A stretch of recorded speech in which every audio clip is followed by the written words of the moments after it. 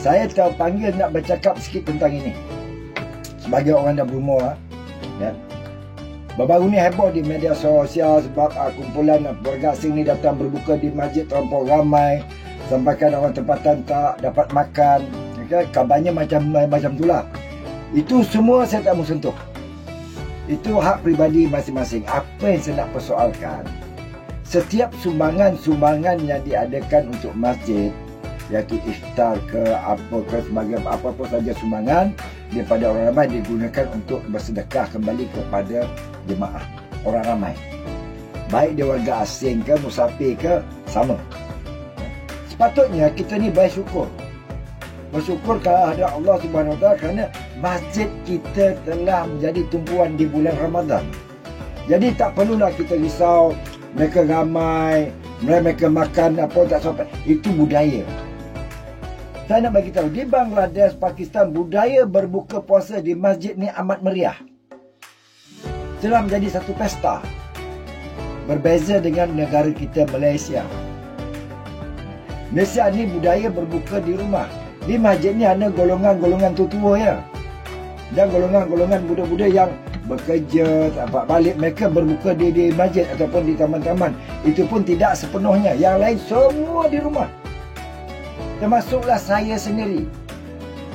Walaupun jarak masjid rumah saya bukan 400 meter, saya berbuka di rumah.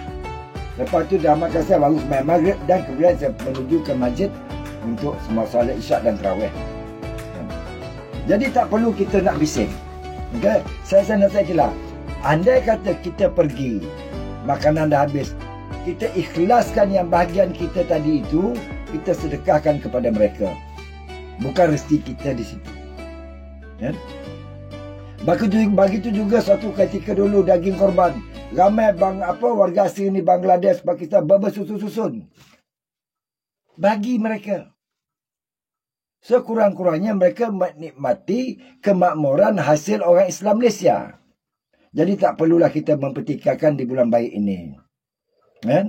Tak perlu. Ada pula komen yang mengatakan mereka tak sembahyang maghrib lah tu, makan terus buka puasa tu balik. Puasa atau tidak itu antara dia dengan Allah. Sembahyang atau tidak itu antara dia dengan Allah. Kita tidak perlu mempertikaikan. Yang kita harus jaga amal ibadah kita. Dan jadi pada yang mereka ini yang datang berbuka puasa di masjid, warga asing ni silakan. Datanglah. Ya. Tak ada masalah. Kami orang Malaysia mengalukan mereka berbuka puasa. Biarlah sendat padat masjid itu tak apa. Mana satu kemakmuran. Seandainya Allah menarik nikmat tersebut dan menutup pintu hati mereka untuk datang ke masjid itu, apa kita rasa? Selama ini masjid kita penuh dengan mereka berbuka puasa, tiba-tiba sunyi.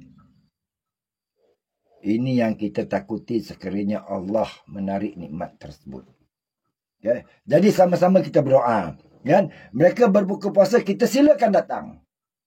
Kan? Silakan mereka datang. Cuma bagi pegawai masjid ataupun ahli masjid, nasihatkan mereka supaya beratur dan sopan santun. Itu sahaja cukup. Kan? Tak perlu ingatkan yang lain. Kan? Mereka pun tahu malu. Kan? Mereka ingin menikmati sebab gaji mereka pun tak seberapa. Mereka ingin menikmati. Kita di Malaysia ni telah hidup mewah. Berbagai-bagai subsidi yang kita dapat. Apa salahnya apa kita kongsikan di masjid.